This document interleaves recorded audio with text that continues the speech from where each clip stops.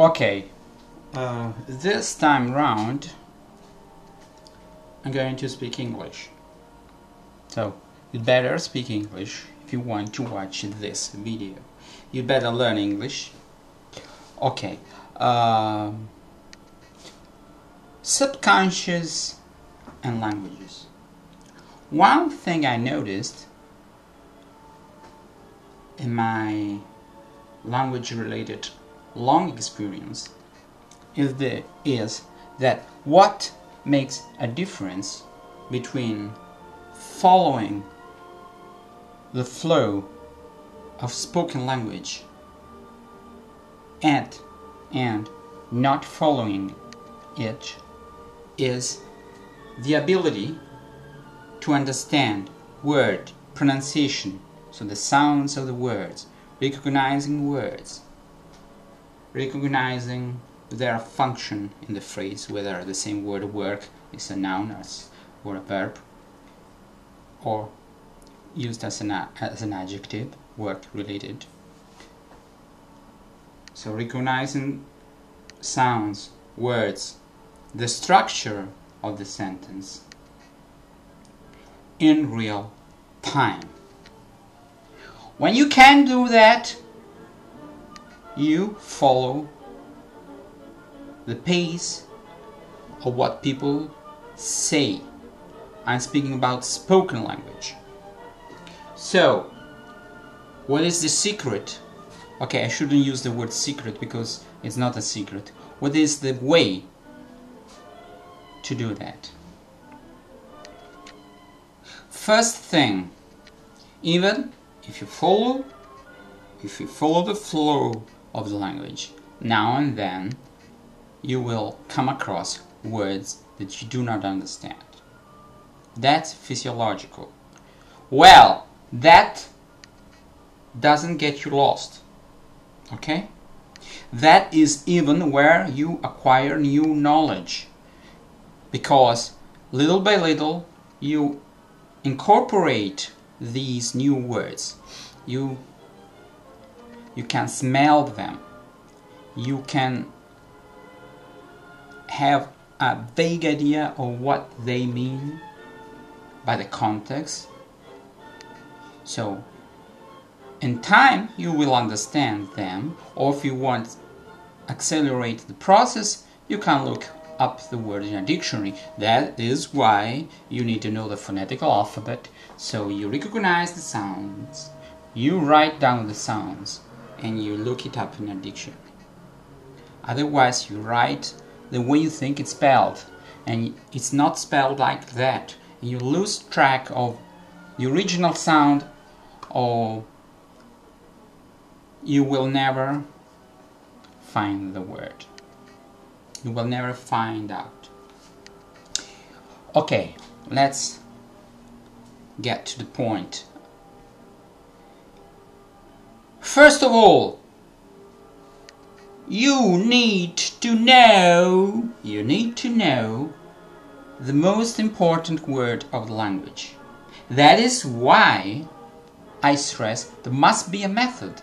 Otherwise you get lost in the mare magnum, in the big sea, the huge ocean of the English language. No, be real, be a child, like a child. Learn basics. That's why don't go for watching movies when you're a beginner or an intermediate. Don't go for reading The Economist just by readers. Book for learners, graded by the level.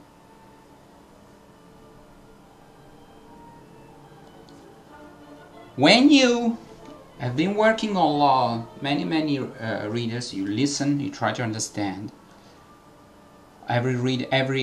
Each step is a little bit faster, there it has more words. This is a good practice for incorporating new basic words in real time. Always stress, in real time. Language happens in real language. Happens in real time. If you don't have a reflex, you get lost. It's like when you run, you have to keep the pace of the people who are running. Otherwise, you fall behind and you will never catch up. You get lost, you get frustrated, but you don't know that that is physiological, because you're trying to run with people faster than you. It takes time to follow the actual speed of spoken English by native speakers. It takes time. So, take your time, work on slower speed. That is why I repeat, buy those bloody readers. I'll show you.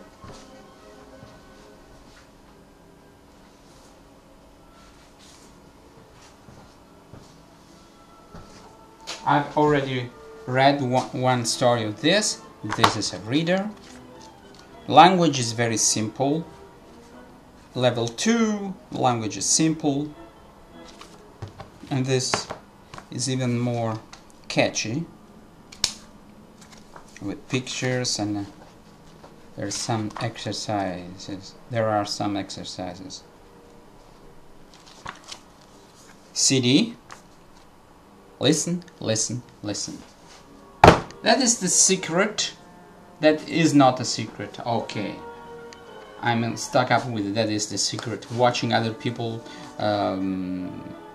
revealing secrets. This is the way to go. Once you immediately you have basic words on the first shelf, we're at hand, and little by little less common words are more out of your reach. In time they go down, you have more and more words on the first shelf. That is the idea, the image. So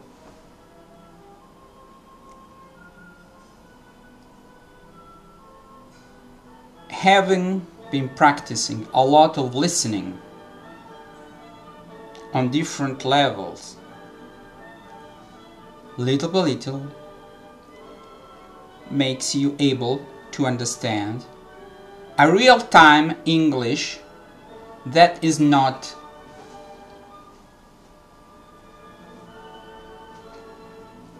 slang, that is not specific lingo, specific language, because English is such a rich language that you will always bump into new words, new idioms, and try to find something challenging enough for you, but not too much. Otherwise, however much you've been practicing listening, when there are too many unknown words, you get lost. Okay? Another thing, don't be much too specialized in one kind of English. I mean, I know you cannot learn everything, but at least get used to different accents. Otherwise, you will perfectly understand British English and not American English. And one of the reasons why English is such a useful spread language is also American, because there is American English. So I am not a zealot of American English. I mean, I'm in a quite neutral position, because I'm between the two languages, so I don't have any bias against or for American English. The only good thing about American English is that there are less dialects. It's more common, it's easier, because the language people speak in daily life it's much closer to the standard American you're learning than sometimes the language you hear on the streets in England or in Scotland or in Ireland. This is the good side. Okay, the bad side is, I don't know, you can have some political bias against America, maybe you don't like their attitude, but that's another, it's a horse of a different color, another kettle of fish, another ball game. But anyway, just one thing, unless you live in Ireland or in Australia, really try to learn either British or American. So don't go for South African English or Scottish English or New Zealand English. It's really useless. It's even funny if you've never been to Ireland that you have an Irish accent. So go for British or American English, and I mean on a lower level there can be many differences, but written American English and written British English are not that different as they are cracked up to be. They're not that different after all. But you need to be exposed to both languages, decide one and be able to understand more or less. Don't get lost because your accent throws you off. No, it's important. So the basic idea of this video is you need to have a certain amount of words really in your subconscious. These words are words you should be able to say, to pronounce, and to understand, even if you're half asleep. Even if they wake you up at 3 in the morning and they speak English to you, you should be able to answer in English. That's a good sign that English is in your subconscious. This is the way. Otherwise, if it's not in your subconscious, you know. Knowing is not enough. For example, I can know by heart all the notes of a certain scale I play on the saxophone or the other instruments. Actually, if I know the notes, maybe I can play them on the saxophone because I've been practicing that scale, but not on the trumpet, which is a completely different instrument. I'm not able to play in real time. Another thing, after 1 year, work just in English. Buy simple monolingual dictionaries. I recommend this, Active Study, and the title tells a lot. You read all the central part, language notes, and it's very important to use visual material, you see. So don't just conceptualize with the Italian or other language translation. See the actual thing. It is many times, for example, movement verbs do not exist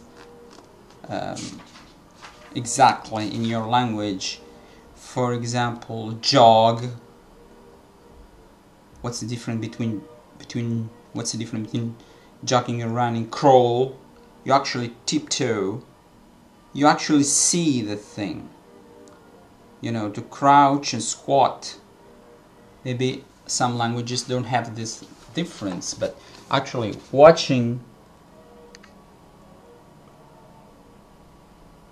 takes time to focus. You see, it's very important.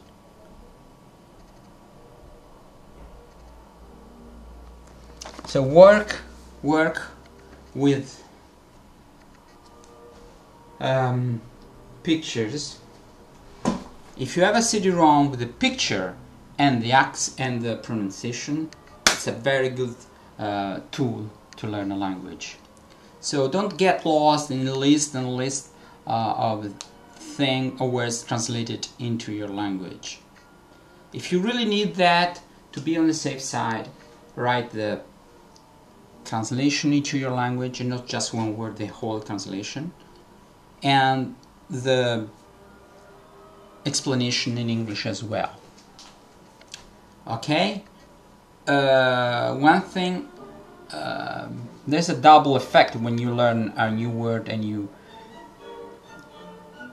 start to familiarize with the word, that you recognize the word when it is spoken. So the same word that you didn't know anything about before, after you've encountered it, you will recognize this word many times. So devote, if you're a beginner, okay, if you're a beginner, you don't understand what I'm saying. Okay, this is a piece of advice. Maybe you will pass on to someone else who's learning English or foreign language. A lot of time listening. Okay? As I said in a previous video, listening is of foremost importance when you mainly in English, where it's a big difference between the spelling and the actual pronunciation. Is called the deep spelling. I mean,